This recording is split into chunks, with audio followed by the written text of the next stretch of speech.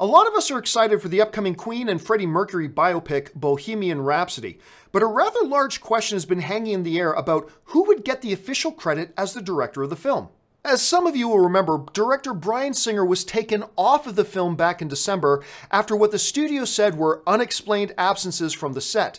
Singer argued that the studio refused to allow him time off to take care for an ill parent. In his place, Fox brought in Eddie the Eagle director Dexter Fletcher to finish filming.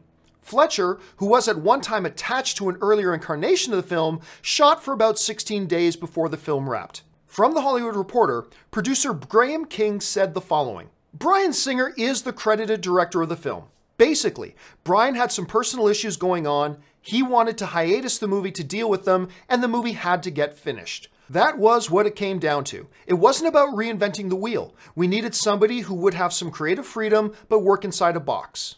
Bohemian Rhapsody is set to open in theaters on November 2nd. And you know, this really is a no-brainer. Bryan Singer should be the credited director on this film. Now, I've already had some people writing to me on Twitter and saying, hey, wait a minute. How come Bryan Singer gets director credit on Bohemian Rhapsody when he didn't finish the film, but Lord and Miller don't get director credit on Solo and Ron Howard got it instead? Well, because they're two very, very different circumstances.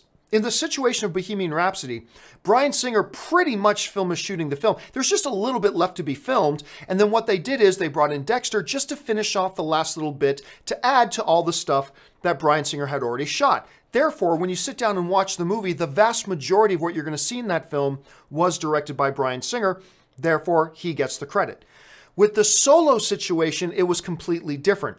Yes, Lord and Miller did shoot like 75 to 80% of the film, but most of that stuff got scrapped, and Ron Howard basically came in and pretty much reshot the whole movie. I mean, not literally the whole movie, but essentially the whole movie. So that when you watch Bohemian Rhapsody, most of what you're seeing is Bryan Singer stuff, but when you watch Solo, most of the stuff you're seeing is not Lord and Miller stuff, it's actually Ron Howard. That's why Singer gets the credit and Lord and Miller didn't. That's why Ron Howard gets the credit and Dexter over here on Bohemian Rhapsody doesn't. Now, as a fan and as a casual observer, I've never really felt right about this whole thing. It's like, wait a minute, so he just had sick parents and you didn't want to let him go. Okay, I get it. You have 300 people employed on this movie. You don't want to put everybody on hold indefinitely while one guy goes to take care of some personal business. Okay, I get that. But it just always seems like there was more going on behind the scenes, and maybe we'll never know what it was, and maybe we don't even need to know what it was. Bottom line is this: Bryan Singer's getting the credit as the director, and since he did direct most of that film, he's the one who should be getting credit, so everything is as it should be.